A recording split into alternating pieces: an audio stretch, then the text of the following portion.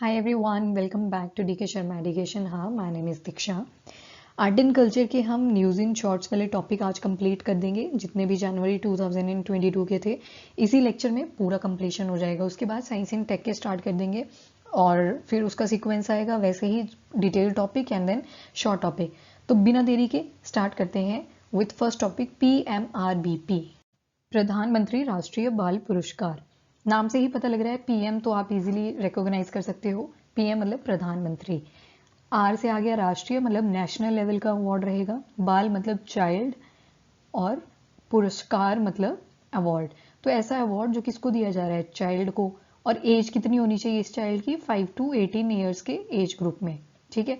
और क्यों दिया जाएगा, अगर ये कोई ऐसी अचीवमेंट कर लेता है जो एक्सेप्शनल है, कोई इसके अंदर एक्सेप्शनल एबिलिटी है, ठीक है। होता है ना, कई बच्चों को बोलते हैं गॉड गिफ्टेड था ये, जैसे, तो उन चीज़ों को क्या बोलते हैं, एक्सेप्शनल एबिलिटीज। या कोई आउटस्टैंडिंग अचीवमेंट कर लेता है at the little age 5 to 18 years of age, ठीक है। 6 फील्ड्स में ये अवार्ड दिया जाता है। वो 6 फील्ड्स कौन कौन सी हैं, आपके स्पोर्ट्स आ जाएंगे, फिर आपका आर्ट एंड कल्चर आ जाता है, कोई सोशल सर्विस आप कर रहे हो, या फिर आपने कोई ब्रेवरी वाला काम करा है, या कोई चीज़ नई बना दी है, इनोवेशन करी है, या फिर स्कॉलेस्टिक अचीवमेंट आपकी, ठीक है, पढ़ाई के फील्ड में कोई अचीवमेंट है, तो उस केस में आपको दिया जाता है प्रधानमंत्री राष्ट्रीय बाल पुरस्कार। आपको तो नहीं दिया जाएगा, I know all of you are just above 18 years of age. फिर उसके बाद आता है क्या क्या मिलता है अवार्ड के अंदर, कुछ ना कुछ तो मिलेगा ना।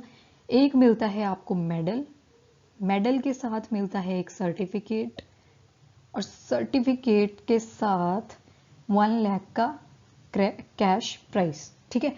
साथ में क्या मिलता है, कैश प्राइस। फिर उसके बाद आता है फॉर्मली, पहले जो प्रधानमंत्री राष्ट्रीय बाल पुरस्कार है, इसका जो पहले वाला नाम था ना, वो और था, जिसको बोलते थे national child award for exceptional achievement. India का हाईएस्ट सिविलियन अवार्ड माना जाता है ये, under the age of 18 years. For the 2 categories में इसको कैटेगराइज कर दिया जाता है, PMRBP राष्ट्रीय बाल पुरस्कार। किस किस में, एक बोल दिया जाता है बाल शक्ति पुरस्कार, यहाँ पे लिखा है इसलिए मैं शॉर्ट फॉर्म्स यूज कर रही हूँ, और दूसरा बाल कल्याण पुरस्कार, ठीक है। थोड़ा थोड़ा एक बार देख लेना बाल शक्ति पुरस्कार और बाल कल्याण पुरस्कार के बारे में भी, क्या क्या एलिजिबिलिटी क्राइटेरिया है, ठीक है। ये थोड़ा थोड़ा ऐसे चेक कर लेना, बट इतना डीप जाने की जरूरत नहीं है। और जो अवार्ड है कौन सी मिनिस्ट्री देती है, तो आपकी ministry of women and child development. Child वाली याद रख लेना, इजीली याद रह जाएगी, ठीक है। सो फर्स्ट टॉपिक कंप्लीट आज का। सेकेंड टॉपिक आता है अब आपका, that is about the awards जो रिपब्लिक डे के दिन दिए गए। कौन कौन से हैं, पहला आता है पद्म अवार्ड्स। पद्म अवार्ड्स की बात करें तो ये हाईएस्ट सिविलियन अवार्ड माना जाता है थ्रू आउट इंडिया। जो भी इंडियन सिटीजन्स हैं जिनका बहुत अच्छा कॉन्ट्रीब्यूशन रहता है in the field of art, literature, science, social service, public affairs, education, in field में जिनका भी काम अच्छा रहता है, जिन इंडियन सिटीजन्स का काम इन फील्ड्स में रहता है, उनको ये अवार्ड दिया जाता है, पद्मा अवार्ड। कब स्टार्ट हुआ था, तो आपका 1954 में ये स्टार्ट हुआ था, ठीक है। 3 कैटेगरीज आती हैं आपके पद्म अवार्ड्स में।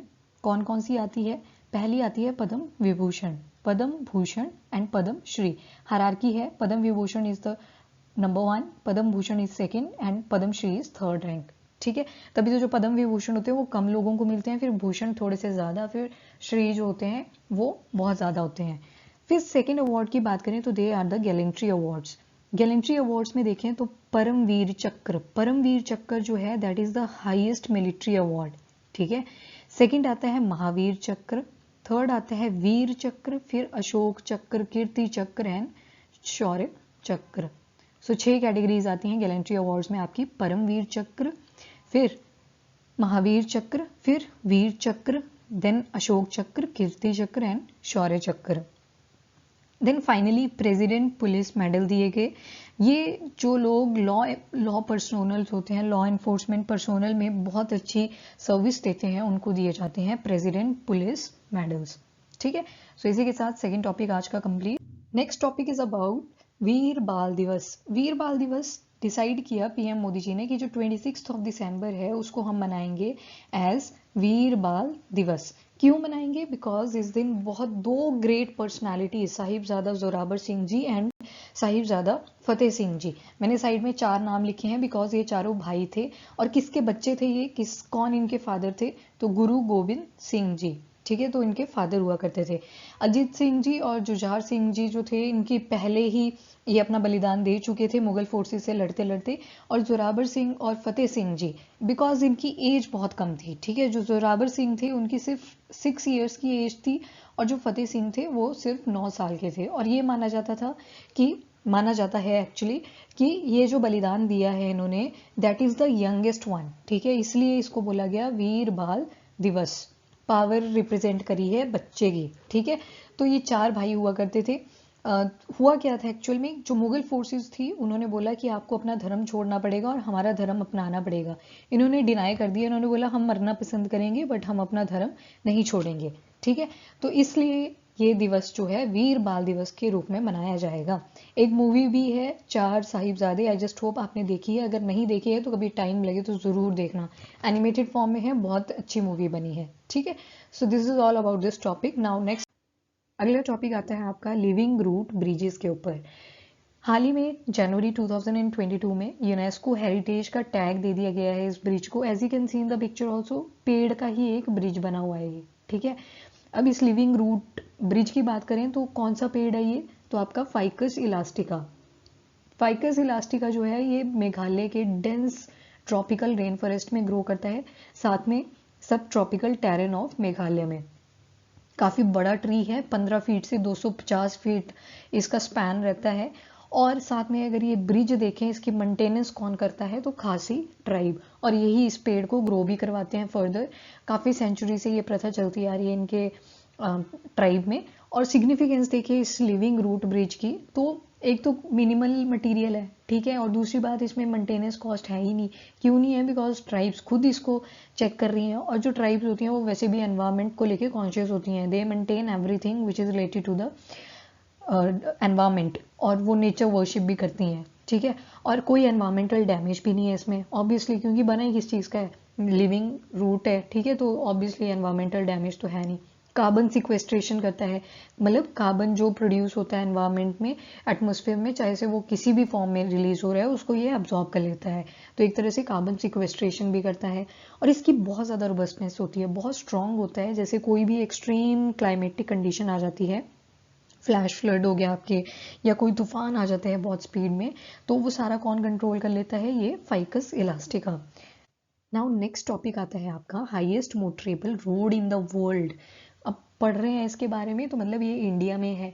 इंडिया में भी अब हाइट पे चले जाओ, ऊपर वाले एरिया में मैप ड्रॉ करें अगर, तो यहाँ पे इस वाले एरिया में चले जाओ तो यहाँ आता है लद्दाख। लद्दाख में मैंने आपको एक रोड शो करा है, ये वाला, ये जो यहाँ पे आपको दिखाई दे रहा है। 2 जगह हैं, इसको चुसुल भी बोलते हैं या चिसुमल भी बोलते हैं, नीचे है देमचौक। तो इन दोनों को जोड़ेगा कौन सा रोड, ये हाईएस्ट मोटरेबल रोड। यहाँ पे एक पास भी आता है जिसको बोलते हैं उमिंगला, उमलिंग ला, ला का मतलब क्या होता है, पास, ठीक है, तो इसलिए इंपॉर्टेंट हो जाता है। और दूसरी बात, ये जो उमलिंगला पास है ये अराउंड 19,000 फीट की हाइट पे है। पहले जो था ये हाईएस्ट रोड वाला रिकॉर्ड, ये बोलीविया का था, बोलीविया को कनेक्ट करा था वॉल्केनो उतरुंशु के साथ, ठीक है। और जो देमचौक है ये बिल्कुल LAC के साथ है, तो यहाँ से इस रोड से हमें बहुत ज़्यादा सिग्निफिकेंस मिलने वाला है, क्योंकि जो देमचौक वाला एरिया है ये हमेशा इंडिया और चाइना के बीच में फ्लैश पॉइंट बना रहता है। यहाँ पे कुछ ना कुछ कॉन्फ्लिक्ट अराइज करते रहते हैं, बट अभी ये हाईएस्ट मोटरेबल रोड हम बना चुके हैं, यहाँ पे हमारी बॉर्डर रोड ऑर्गेनाइजेशन ने बना दिया है। तो यहाँ पे अब हम इजीली ट्रूप्स को एज वेल एज इक्विपमेंट, दोनों चीज़ों को इजीली यहाँ पे पहुंचा सकते हैं, ठीक है। और जिस प्रोजेक्ट के अंडर ये रोड बनाया गया उसका नाम है प्रोजेक्ट हिमांक। हिम से याद रख लेना, हिमालय, ठीक है, उससे कंपेयर करा गया है हिमांक। और क्यों बनाया गया इस प्रोजेक्ट के अंदर, बिकॉज हमें क्या करना था, अपनी लाइन ऑफ कम्युनिकेशन को पूरे साल मेंटेन करना था, क्योंकि यहाँ पे जो स्नोफॉल होता है that is at the vigorous form, avalanche आ जाते हैं, बहुत सारी दिक्कतें आती हैं, और सप्लाई यहाँ पे बिल्कुल बंद हो जाती है, और उधर से चाइना हमें प्रॉब्लम क्रिएट कर देता है।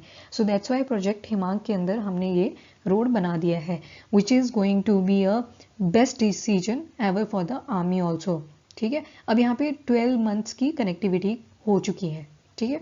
So this is it about this lecture.